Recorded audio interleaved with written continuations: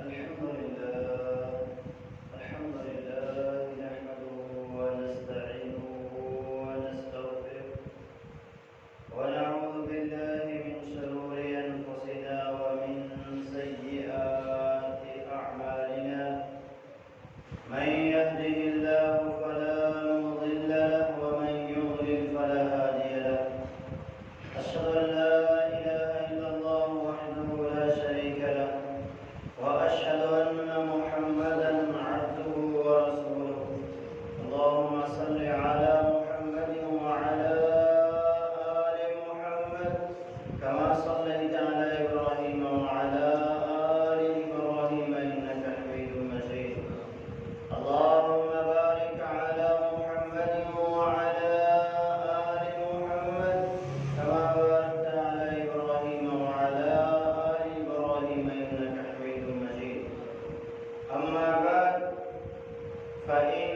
أحسن الحديث كتاب الله وخير الهدي هدي محمد صلى الله عليه وسلم وشر الأمور محدثاتها وكل محدثة بدعة وكل بدعة ضلالة وكل ضلالة في النار قال الله تبارك وتعالى في القرآن المجيد والفرقان الحميد أعوذ بالله السميع العليم من الشيطان الرجيم يا أيها الذين آمنوا اتقوا الله حق تقاته ولا تموتن إلا وأنتم مسلمون يا أيها الناس اتقوا ربكم الذي خلقكم من نفس واحدة وخلق منها زوجها وبث منهما رجالا كثيرا ونساء واتقوا الله الذي تساءلون به والأرحام إن الله كان عليكم رقيبا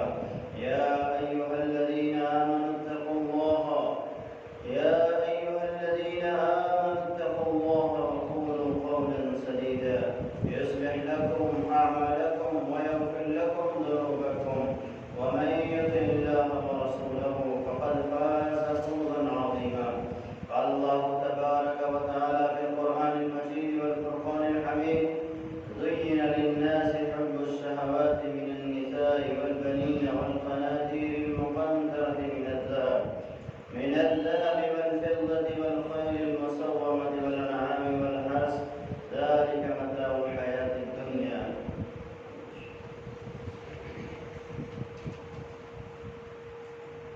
تمام قسم کی تعریفات کے بیائی و بڑھائی اللہ جل شانہ کے لیے خاص ہے. جس اللہ نے اس کائنات کو پیدا کیا اور پھر اس کائنات کے اندر بسنے والی ہر مخلوق کی ضرورت کو پورا کیا. آمین. اللہ تعالیٰ درود و سلام ہوں امام المرسلین سید الاولین والآخرین شفیع المذنبین رحمت للعالمین جناب محمد رسول اللہ صلی اللہ علیہ وسلم کی ذات اقدس پر. برادران اسلام، بزرگ دوستو،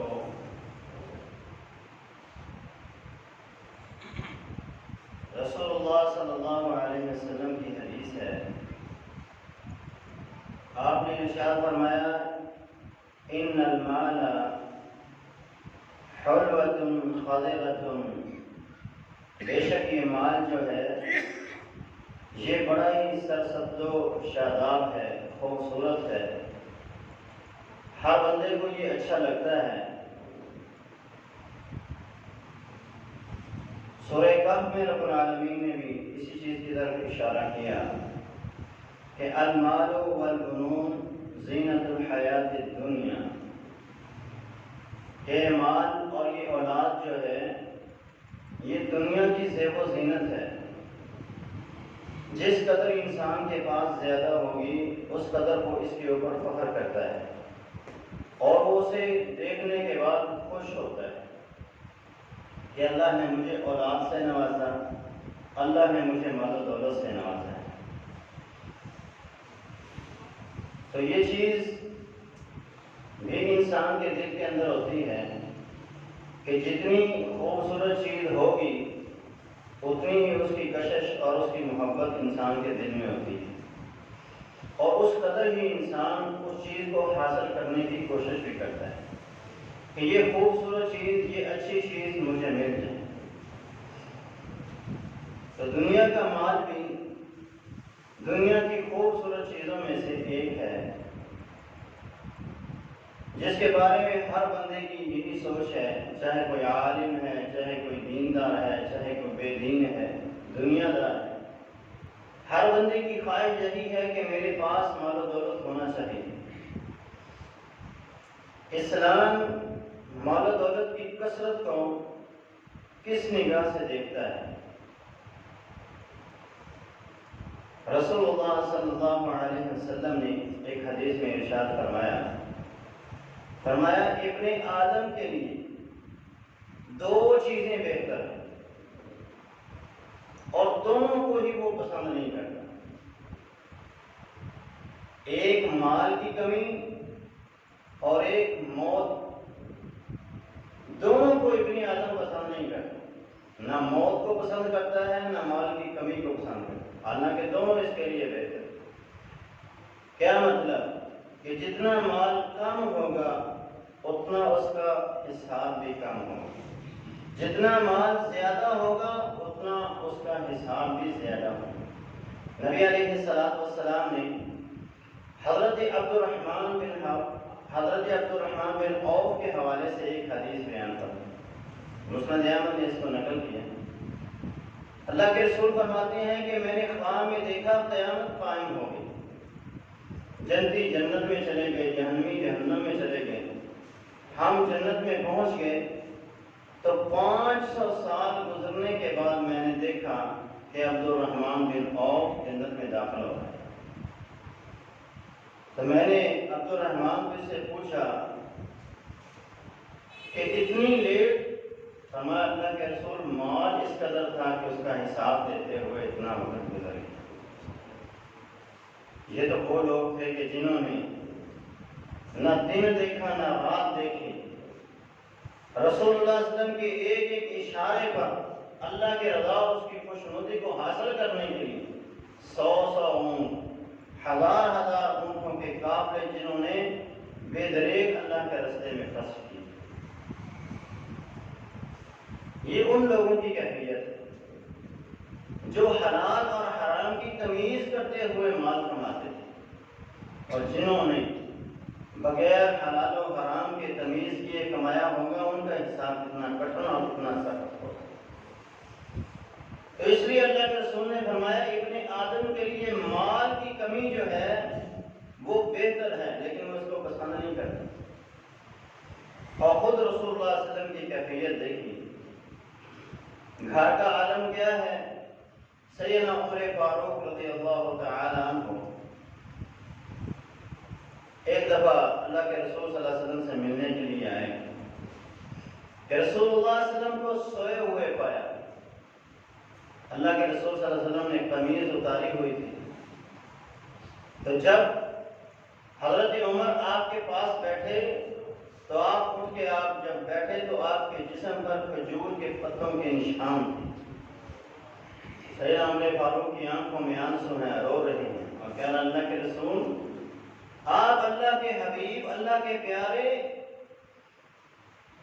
اور ایک طرف آپ حق پر ہیں اور دوسری طرف وہ کیسر و کسرا رب کے دشمن، رب کے باغی، وہ عیش و عشرت کی زندگی، اور آپ کی زندگی یہ ہے کہ یہ کھجور کے پتوں سے بنا ہوا ایک گدا ہے جس کے اوپر آپ بیٹھے ہیں، اور وہ سونے کے بیڈوں کے اوپر سونے والے، سونے کی کرسیوں کے اوپر بیٹھنے والے، سونے کے برتنوں میں کھانے والے، وہ رب کے باغی اور وہ رب کے نافرمان۔ آپ نے وہاں حضرت عمر کی جو تربیت کی، آپ نے فرمایا وَمَالِي وَلِلدُّنْيَا، اے عمر میرا اور دنیا کا کیسا رشتہ ہے؟ میرا دنیا کے ساتھ کیا تعلق ہے؟ میں دنیا میں مال و دولت جمع کرنے کے لیے نہیں آیا، میں دنیا میں عیش و عشرت کی زندگی گزارنے کے لیے نہیں آیا۔ فرمایا لَهُمْ فِي الدُّنْيَا وَلَنَا فِي الْآخِرَةِ، ان کے لیے دنیا میں ہی سب کچھ ہے، ہمارے لیے آخرت میں سب کچھ ہو۔ پھر حضرت عمر کی سیرت بھی آپ پڑھی، کیسی اس نصیحت کا کیسا اثر ہوا کہ روم کے سفیر مدینے میں سیدنا امیر المؤمنین خلیفۃ المسلمین کو ملنے کے لیے آتے ہیں اور وہ پوچھتے ہیں ان کا محل کہاں؟ انہوں نے کہا محل نہیں، مسجد میں جانا اور زمین پہ چت لیٹے ہوئے جس بندے کو دیکھو گے وہ امیر المؤمنین مسلمانوں کا خلیفہ ہوگا۔ انہوں نے جب زمین پہ لیٹے ہوئے دیکھا تو انہوں نے کہا عدلت فننت، تو نے عدل کیا، رب کی زمین پر انصاف کا بول بالا کیا، اس لیے سکون کی نیند سویا ہوا ہے۔ تو اللہ کے رسول صلی اللہ علیہ وسلم کی تربیت کا یہ اثر ہوا، ان کی نصیحت کا یہ اثر ہوا کہ آدھی دنیا کا حکمران ہونے کے باوجود کوئی محل نہیں ہے، کوئی بنگلے نہیں ہیں، کوئی کار اور کوٹھیاں نہیں ہیں، عاجزی کے ساتھ زندگی گزار رہے ہیں، دنیا کے مال و متاع سے بے نیاز ہو کے زندگی گزار رہے ہیں۔ نبی علیہ السلام نے سیدنا ابو ذر غفاری رضی اللہ عنہ کو بھی ایک دفعہ نصیحت فرمائی اور کہا اے ابو ذر، اگر اللہ میرے لیے احد پہاڑ کو سونے کا بنا دے تو میں اس سونے کے پہاڑ کو 3 دن سے پہلے اللہ کے راستے میں خرچ کر دوں۔ میرا دنیا کے ساتھ کیسا تعلق ہے؟ میں دنیا میں مال و متاع جمع کرنے کے لیے نہیں، جن کا ہے ان تک پہنچانے کے لیے۔ یہ اللہ کے رسول صلی اللہ علیہ وسلم کی سیرت ہے۔ نبی علیہ السلام کی دعاؤں کو دیکھیے، آپ کیا دعا کر رہے ہیں؟ اللہم احیینی مسکینا وامیتنی مسکینا واحشرنی فی زمرۃ المساکین۔ اے اللہ مجھے جب تک زندہ رکھنا، مسکین زندہ رکھنا، جب موت آئے تو میں مسکینی کی حالت میں زندگی گزار رہا ہوں، اور جب میں قیامت کے دن جب اٹھوں تو میرا شمار بھی مسکین لوگوں میں ہی فرما۔ مسکین اس بندے کو کہتے ہیں کہ جس کی زندگی کا گزر بڑی مشکل سے ہوتا ہے۔ آپ نے یہ دعا کیوں کی؟ آپ کی ایک حدیث ہے جس میں آپ نے فرمایا، کہا میری امت کے غرباء امیروں سے 500 سال پہلے جنت میں داخل ہوں گے، اس لیے آپ یہ دعا کر رہے ہیں کہ اللہ مجھے مسکین رکھنا، مسکینی کی حالت میں موت دینا، اور قیامت کے دن مساکین لوگوں میں مجھے شامل کرنا۔ رسول اللہ صلی اللہ علیہ وسلم نے ایک اور دعا کی اللہ تعالیٰ سے، فرمایا ہے اللہ اطعمنی یوما، اے اللہ مجھے ایک دن کھلانا اور ایک دن بھوکا رکھنا، جس دن میں کھاؤں گا تیرا شکر کروں گا، اور جس دن تو مجھے بھوکا رکھے گا اس دن میں صبر کا مظاہرہ کروں گا۔ یہ رسول اللہ صلی اللہ علیہ وسلم کی دنیا کے مال کے ساتھ محبت ہے۔ جب آپ اس دنیا سے گئے تو آپ کے گھر میں ایک پانی کا مشکیزہ، ایک تلوار اور ایک ذرہ تھی اور کچھ سیب جو تھے جو آپ کے گھر میں پڑے ہوئے۔ یہ اس کائنات کے سب سے عظیم انسان کا دنیا کے مال کے ساتھ تعلق ہے۔ آپ دنیا کے مال کو پسند نہیں کرتے تھے، دنیا کے مال سے محبت نہیں کرتے تھے۔ نبی علیہ السلام نے کثرت مال کے بارے میں کیا ارشاد فرمایا کہ جب یہ کثرت مال جو ہے حرص اور حوث کے ساتھ حاصل کیا جاتا ہے تو پھر کبھی بھی انسان سیر نہیں ہوتا، چاہے اس کے پاس جتنا مرضی آ جائے وہ رجتا نہیں، اس کا پیٹ کبھی بھرتا نہیں، وہ کبھی سیر نہیں ہوتا، اس کی حوث بڑھتی جائے گی۔ نبی علیہ السلام نے فرمایا لو کان لابن آدم وادیان من ذهب، اگر ابن آدم کے پاس 2 سونے کی وادیاں ہوں لبتغى ثالثا، پھر تیسرے کی تلاش کرے، پھر تیسری کے لیے تودع کرے گا. اس کے لیے اگر ایک وادی اونٹوں سے یا گایوں سے بھری ہوئی ہو تو یہ دوسری کی خواہش کرے گا، دو ہوں گی تو تیسری کی خواہش کرے گا. کبھی اس کی ہرس اور ہوس بڑھے گی. اور یہی حالت آج ہماری ہے. اگر ایک دکان ہے تو دوسری بنانے کی دوڑ کے اندر ہیں، ایک گھر ہے تو دوسرے کی بنانے کی دوڑ کے اندر لگے ہوئے ہیں. اگر اللہ دیتا ہے تو بنائیں، کوئی اس کے اندر قباحت نہیں، لیکن یہ ہرس اور ہوس نہیں ہونی چاہیے. جیسے جیسے یہ ہوس بڑھتی جائے گی انسان کو دنیا کا مال تباہی کے دہانے پہ لا کے کھڑا کر دے گا، اور انسان کو یہ اللہ تعالیٰ سے غافل کر کے اللہ تعالیٰ سے دور کر دے گا. اور یہ آنکھیں اس کی اس وقت کھلیں گی جب یہ قبر میں پہنچے گا. اللہ فرماتا ہے الہاکم التکاثر حتی زرتم المقابر. انسان کو کثرت مال کی چاہت نے اس قدر غافل کر دیا یہاں تک کہ یہ قبروں میں جب پہنچا، قبروں کی زیارت کر لی اس نے، قبریں اس کا مسکن بن گئی، دنیا سے اس کا تعلق ٹوٹ گیا. آپ نے فرمایا انسان کہتا ہے مالی مالی، یہ میرا مال ہے، یہ میرا مال ہے، اور اس کے مال میں سے اس کا کچھ نہیں ہے سوائے اس کے جو اس نے اللہ کے راستے میں خرچ کر دیا، جو اس نے رب کی رضا کے لیے اللہ کی خوشنودی کے لیے خرچ کر لیا، وہی مال اس کا ہے.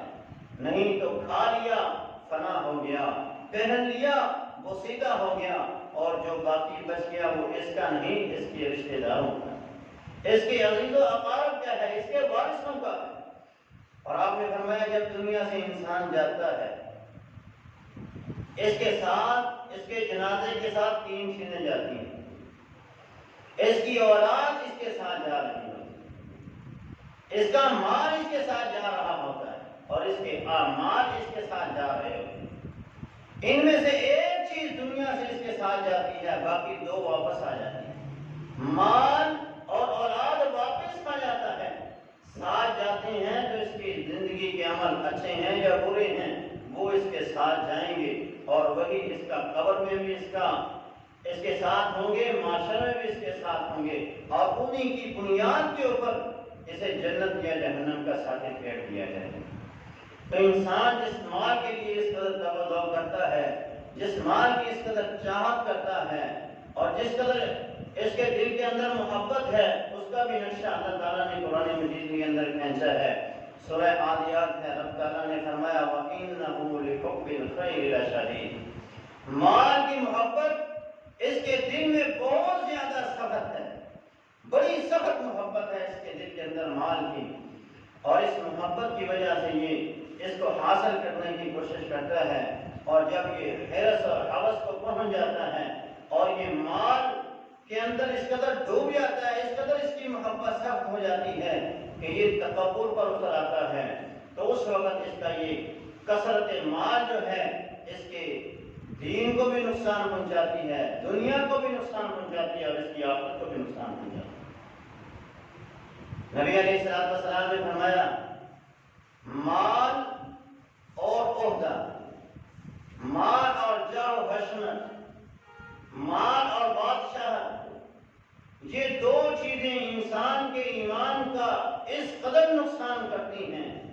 پھر آپ نے مثال دی، فرمایا جس طرح زیبانے جائیانے باندھا فی رعی غنم، 2 بھوکے بھیڑیے بکریوں کے ریوڑ کے اندر رات کو چھوڑ دیے جائیں، صبح تک وہ ان بکریوں کا کیا حال کریں گے.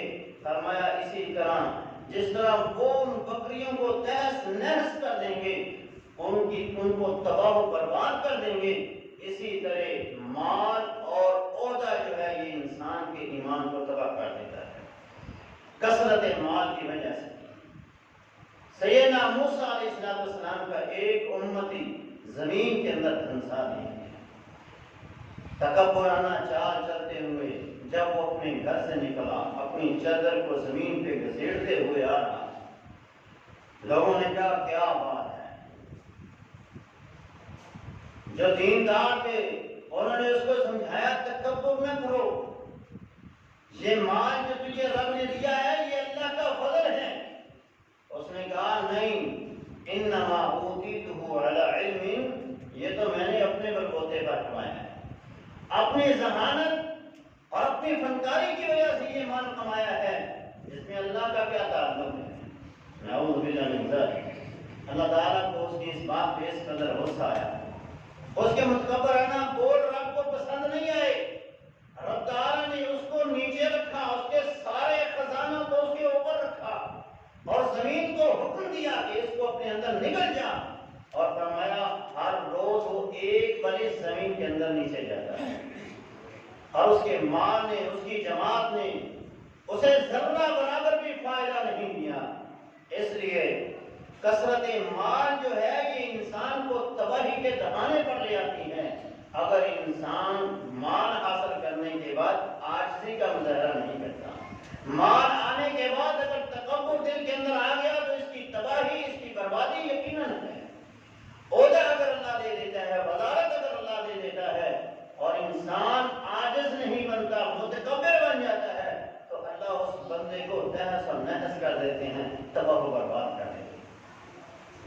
اہل ایمان کو رب تعالیٰ نے تنبیہ فرمائی، سورہ جمعہ، سورہ منافقون ہے، فرمایا یا ایھا الذین آمنوا لا تلہکم اموالکم ولا اولادکم عن ذکر اللہ۔ اے ایمان والو، تمہارے مال اور تمہاری اولاد تمہیں اللہ سے غافل نہ کرے۔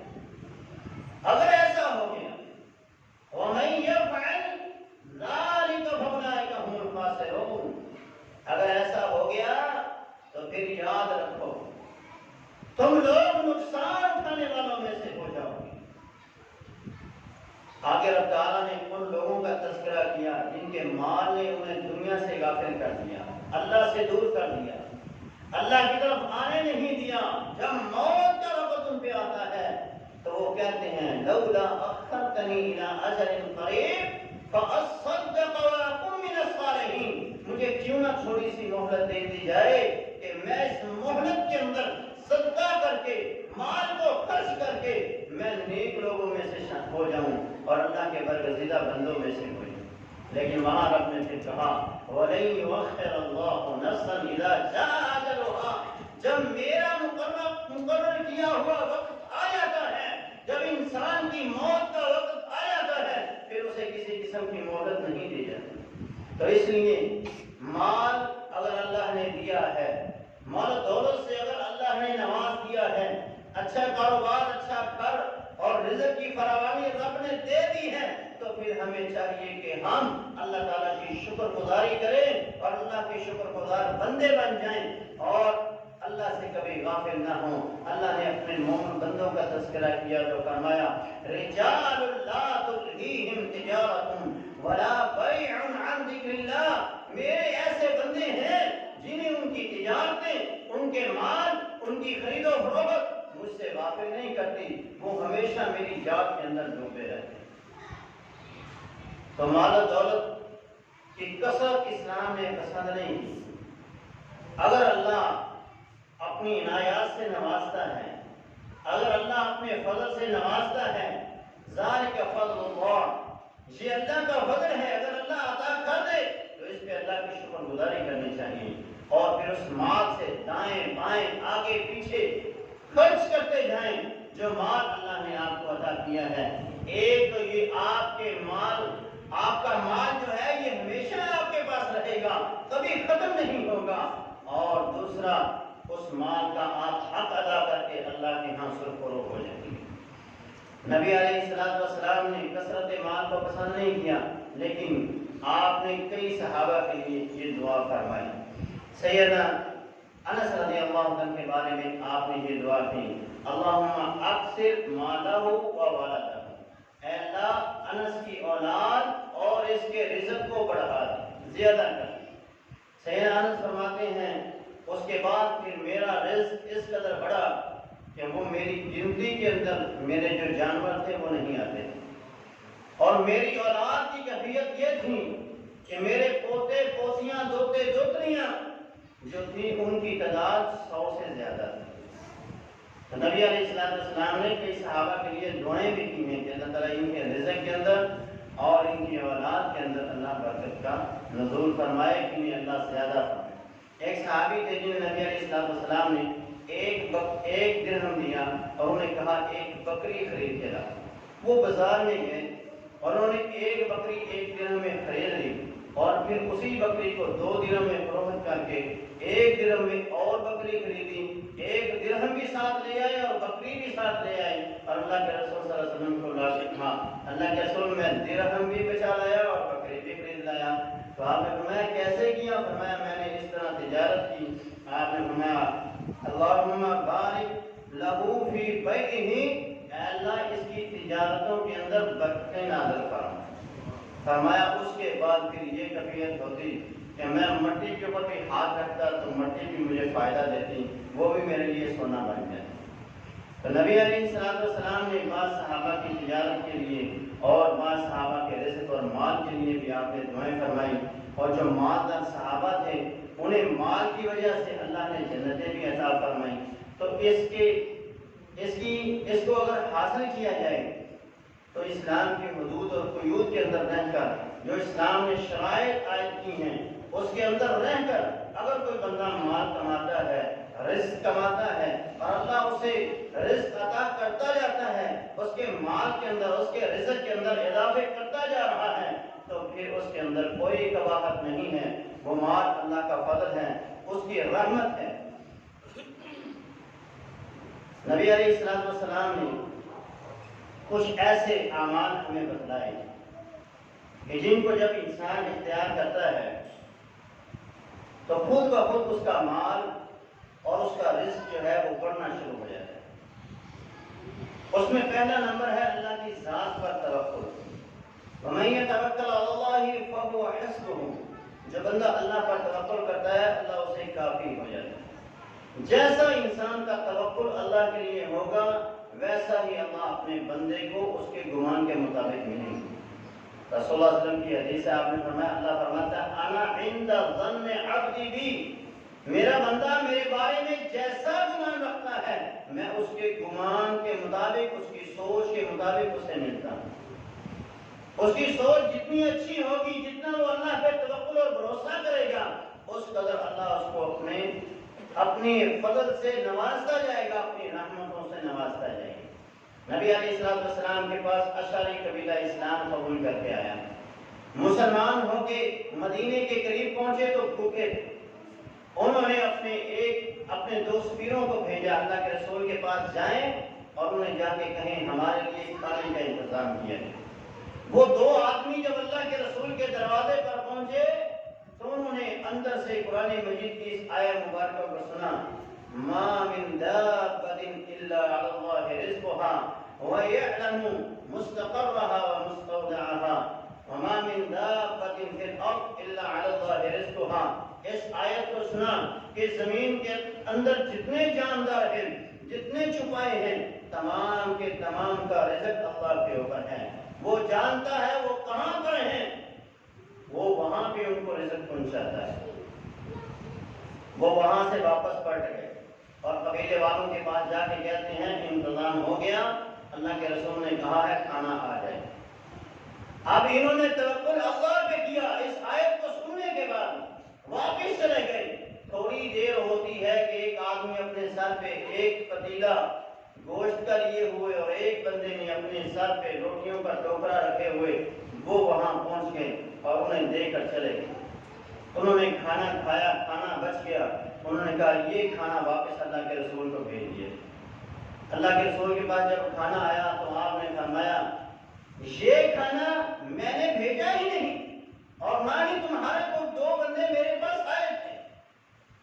ان دونوں کو بلایا گیا تو آپ نے پوچھا کہ یہ تم میرے پاس کب آئے اور میں نے کب تم سے کہا اور میں نے کب کھانا بھیجا؟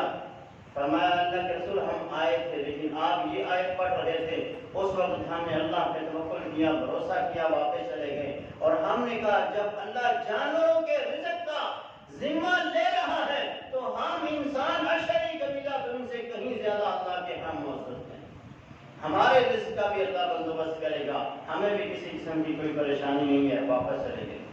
اس وقت اللہ کے رسول نے فرمایا لو انکم تتوکلون علی اللہ حق توکلہ، اگر تم اللہ پر ایسے بھروسہ کرو جیسے بھروسہ کرنے کا حق ہے، لرزقکم کما یرزق الطیر، الطير، تو اللہ تمہیں ایسے رزق دے جیسے وہ پرندوں کو رزق دیتا ہے. تغدو خماسا وتروح بطانا، جب وہ اپنے گھروں سے نکلتے ہیں تو خالی پیٹ ہوتے ہیں، جب واپس لوٹتے ہیں تو پیٹ بھر کر وہ لوٹتے ہیں. اسی طرح جب تم بھی اللہ پہ توکل اور بھروسہ کر کے اپنے گھروں سے نکلو گے، رزق کی تلاش کے لیے دوڑ لگاؤ گے، اللہ تمہاری جھولیوں کو بھی بھرے گا اور تمہیں بھی خالی ہاتھ نہیں لوٹائے گا.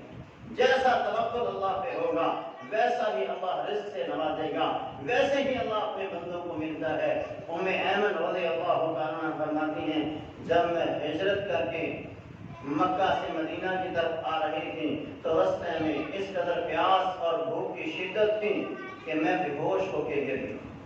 قریب تھا کہ میری موت واقع ہو جاتی. میں نے اپنے رب پہ توکل اور بھروسہ کر کے اپنے گھر سے نکلی تھی اور پھر میں نے اللہ کے حضور وہاں دعا فرمائی. رب تعالیٰ نے میری دعا کو قبول کیا اور آسمان سے میرے لیے ایک ڈول نازل کیا گیا. میں نے اس ڈول سے پانی پیا اور اس کے بعد زندگی میں مجھے کبھی پیاس نہیں لگی. جب بھی میں نے پانی پیا خود ہی پیا. یہ اللہ پہ توکل اور بھروسہ ہے. جب انسان اللہ پر توکل اور بھروسہ کر لیتا ہے تو اللہ اس کے رزق کا بندوبست کر دیتا ہے، اس کی پریشانیوں کو ختم کر دیتا ہے. جو اسے ضرورت ہوتی ہے وہ اس کی ضرورت کو پورا کر دیتا ہے. مگر ہمارا توکل کیسا ہے؟ ہماری اگر کریانے کی دکان ہو، ساتھ میں تو بندہ کریانے کی دکان بنا رہے، ہم اس کے دشمن بن جاتے ہیں. ہماری اگر کپڑے کی دکان ہے، ساتھ میں اگر کسی نے کپڑے کی دکان بنا لی، ہم اس کے دشمن بن جاتے ہیں. اس کو گھور گھور کے دیکھتے ہیں اس نے بھی دکان بنا لی. حالانکہ دنیا کا یہ اصول ہے کہ کسی جگہ کا اگر کوئی کاروبار آپ نے زیادہ کرنا ہے تو اس چیز کی دکانیں وہاں زیادہ بنا. اب آپ بازار میں چلے جائیں، ایک کپڑے کے ساتھ دوسری کپڑے کی دکان، تیسری دکان، ایک لائن میں 50 دکانیں، لیکن ہر ایک کے رزق کے اندر اضافہ ہوتا ہے، کبھی کمی نہیں. پہلے جس نے بنائی تھی، اس کے بعد جس نے بنائی، اس کے بعد جس نے بنائی، اور آج پوری مارکیٹ ہے اور ہر بندہ لاکھوں کے ساتھ سیل کر رہا ہے. اور جب شروع میں جس نے بنائی ہوگی تو وہ 10-15,000 20,000 کماتا ہوں. تو یہ اصول ہے کہ اس جگہ پر جہاں زیادہ دکانیں ہوں گی لوگ وہاں زیادہ آئیں گے. وجہ ایک بندے کی وہاں اکیلی دکان ہے اور یہاں پوری مارکیٹ اسی چیز کی ہے، تو بندہ مارکیٹ کی طرف آئے گا، اس اکیلی دکان کی طرف نہیں جائے گا. اس کو پتا ہوگا کہ میں وہاں گیا نہ ملی چیز تو پھر مجھے یہیں پہ آنا پڑے گا. یہاں جاتا ہوں جہاں ایک سے نہیں ملے گی تو دوسرے سے ملے گی، تیسرے سے ملے گی، میرے چوتھے سے تو لازمی مل جائے گی. تو یہ اللہ پر توکل کے منافی ہے کہ انسان اس بندے سے بغض کرے، اس بندے سے دشمنی. کیا ہمارا اللہ پہ یہ یقین نہیں ہے؟ ہمارا اللہ اور اس کے رسول کی اس بات پہ یقین نہیں ہے کہ جب میں اپنی ماں کے پیٹ میں 4 ماہ کا ہو گیا تو اللہ نے فرشتے کو بھیج کے یہ کہہ دیا اس کا اتنا رزق ہے، یہ اتنا کمائے گا اور اتنا کھائے گا. جو میرے نصیب کا ہے وہ کوئی دوسرا کھا نہیں سکتا، اور جو میرے لیے اللہ نے لکھا ہے کوئی دوسرا مجھ سے لے نہیں سکتا، اور جو دوسرے کا ہے وہ کبھی حاصل نہیں کر سکتا. تو اللہ کا توکل اور بھروسہ کرنے والے بندے کے رزق کے اندر اللہ اضافہ فرماتا ہے. حج اور عمرہ کرنے سے، بار بار حج اور عمرہ کرنے سے اللہ بندے کے رزق کے اندر اضافہ کرتا ہے. آپ نے فرمایا تابعوا بین الحج والعمرہ فإنهما ينفيان الفقر والذنوب كما ينفي القير خبث الحديد والذهب والفضة. فرمایا جس طرح لوہے کی میل کچیل کو، سونے کی میل کچیل کو، چاندی کی میل کچیل کو بھٹی دور کر دیتی ہے، اسی طرح حج اور عمرہ انسان کے گناہوں کو اس سے صاف کر دیتی ہے اور اس کی فقیری کو اس سے دور کر دیتی ہے. اور ہمارے یہاں کیا ہے، لوگ کہتے ہیں کہ ایک عمرہ کر لیا، ایک حج کر لیا، اب غریبوں کی بچیوں کی شادیاں کرنی چاہیے. میں یہ نہیں کہتا کہ نہیں کرنی چاہیے، لیکن اگر کوئی بندہ حج اور عمرہ کرے گا، بار بار کرے گا، اللہ اس کے رزق کے اندر اضافہ کرے گا، تو کیا وہ غریبوں کی بچیوں کے حج ان کے نکاح نہیں کروائے گا؟ اللہ اس کو مال دے، اس کے مال کے اندر اضافہ کرے تو کیا وہ دوسرے نیک کام نہیں کرے گا؟ یقیناً کرے گا. تو تو اس لیے حج اور عمرہ کرنا الگ کام ہے، اور غربا مساکین کے ساتھ تعاون کرنا یہ ایک الگ کام ہے۔ ہر عمل کا اپنا ایک درجہ ہے، ایک رتبہ ہے۔ تو حج عمرہ کرنے سے، اس کے بار بار کرنے سے، اس کے رزق کے اندر بھی اضافہ ہوگا اور اس کے گناہ بھی ختم ہوں گے، اور جب اللہ رزق کے اندر اضافہ کرے گا تو پھر وہ دوسروں کے ساتھ تعاون بھی یقیناً کرے گا۔ استغفار کرنے سے اللہ تعالیٰ بندے کے رزق کے اندر اضافہ کر دیتا ہے۔ آپ علیہ السلام پر اللہ تعالیٰ نے حضرت نوح علیہ السلام کی یہ بات پیش کی کہ آپ اپنی امت کے لوگوں سے کہیں فَقُلْ تَسْتَغْفِرُوا رَبَّكُمْ إِنَّهُ كَانَ غَفَّارًا، اے میری امت کے لوگوں تم رب سے بخشش مانگو، بے شک میرا رب بڑا غفور رحیم ہے۔ يُرْسِلِ السَّمَاءَ عَلَيْكُمْ مِدْرَارًا، وہ تمہارے اوپر آسمان کو موسلادھار بارشوں کے ساتھ نازل کرے گا۔ امت پر جب بارش نہیں ہوتی تو لوگ اللہ کے حضور استغفار کرتے ہیں، بخشش مانگتے ہیں، تو پھر اللہ اپنی رحمتوں کا نزول فرماتا ہے۔ وَيُمْدِدْكُمْ بِأَمْوَالٍ وَبَنِينَ، پھر اللہ تمہاری مدد اولاد کے ساتھ اور اللہ تمہاری مدد مال کے ساتھ کرے گا۔ وَيَجْعَلْ لَكُمْ أَنْهَارًا، اور پھر تمہیں پانی کی کمی بھی نہیں ہوگی، اللہ تمہارے لیے پانیوں کا بھی انتظام کر دے گا۔ رسول اللہ صلی اللہ علیہ وسلم کی حدیث آپ نے فرمایا مَن لَزِمَ الْإِسْتِغْفَارَ جَعَلَ اللَّهُ لَهُ مِنْ كُلِّ ضِيقٍ مَخْرَجًا، جو بندہ استغفار کو لازم کر لیتا ہے، توبہ استغفار کرتا ہے، استغفر اللہ واتوب الیہ، استغفر اللہ الذی لا الہ الا هو الحی القیوم واتوب الیہ، ان کلمات کو وہ پڑھتا رہتا ہے۔ اللہ کے رسول صلی اللہ علیہ وسلم کی سیرت کو دیکھیں، کوئی گناہ نہیں ہے، لیکن اس کے باوجود آپ پھر بھی ایک ایک مجلس کے اندر 100 بار استغفار پڑھا کرتے تھے۔ یہ اللہ کے رسول صلی اللہ علیہ وسلم کی سیرت ہے، آپ نے یہی درس دیا ہے، استغفار کریں، چاہے گناہ ہے چاہے نہیں ہے، اللہ اس کی برکت سے آپ کے رزق کے اندر اضافہ فرمائے گا، آپ کی پریشانیوں کو دور فرمائے گا۔ وَمِن كُلِّ هَمٍّ فَرَجًا، ہر غم سے اللہ نجات دے دے گا۔ وَرَزَقَهُ مِنْ حَيْثُ لَا يَحْتَسِبُ، جو اللہ سے استغفار کرتا ہے اللہ اس کو وہاں سے رزق دیتا ہے جہاں سے اس کے گمان میں بھی نہیں ہوتا۔ قاری صہیب میر محمدی حافظ اللہ وہ ایک واقعہ بیان کرتے ہیں کہ میں کراچی میں ایک دفعہ میں نے استغفار کے موضوع پہ تقریر کی، تو مسجد کے سامنے ایک بندہ ریڑھی لگا تھا،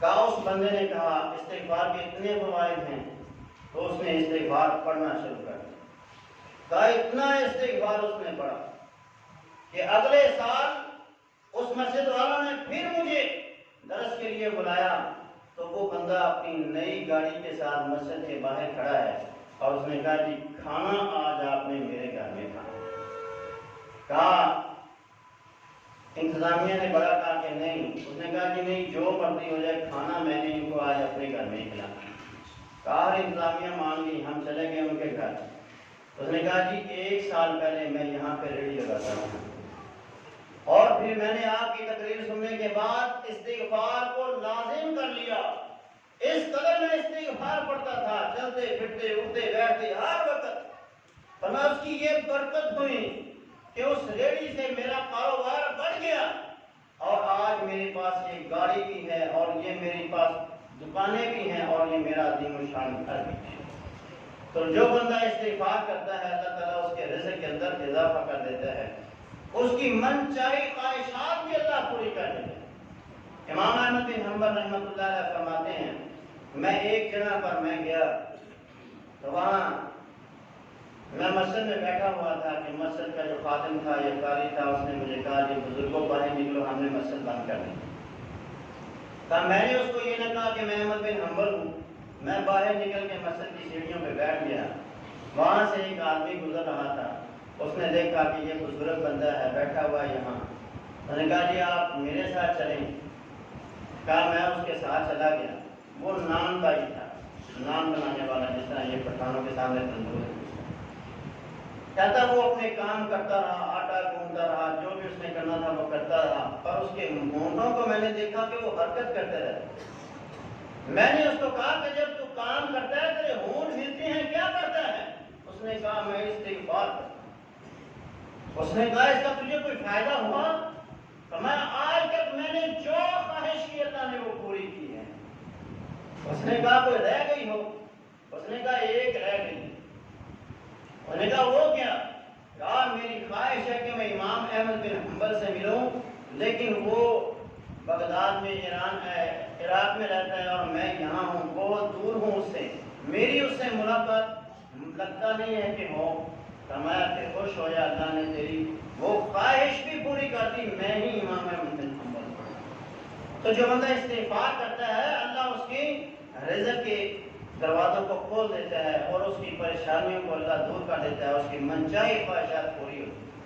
اسی طرح جہاد کرنے سے اللہ تعالیٰ بندے کے رزق کے اندر اضافہ فرماتا ہے۔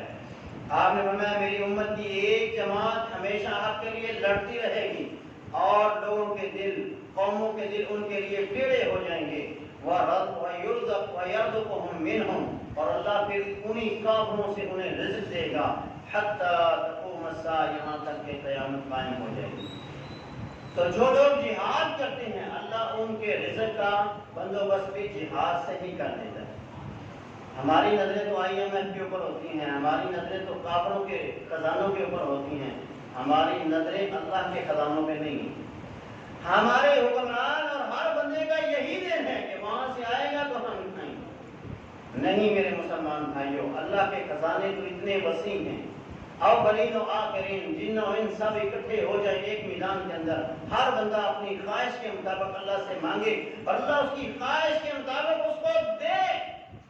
اللہ کے خزانے میں کتنی بھی کمی نہیں آتی کہ جس طرح ایک سوئی کو سمندر میں ڈبونے کے بعد سوئی کے ساتھ آتی۔ تو یہ اللہ کے خزانے اپنے اللہ سے مانگنا چاہیے۔ آپ نے فرمایا میرا رزق اللہ نے میرے تیر کے پھالے کے اندر رکھا ہے، اللہ نے میرا رزق میرے تیر کے اندر رکھا ہے، میں جہاد کروں گا تو اللہ مجھے رزق سے نوازتا جائے۔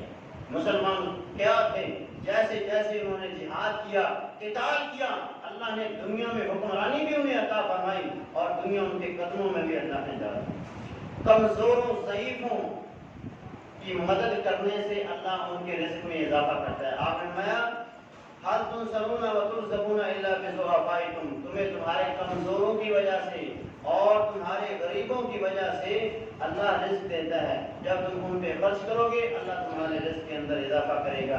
تو اپنے والدین پہ، اپنے رشتہ داروں پہ، اپنے دوستوں پہ اور اپنے محلے داروں پہ، اپنے شہر کے لوگوں پہ جو کمزور ہیں ان پہ خرچ کرنا، جس کو اللہ نے مال دیا۔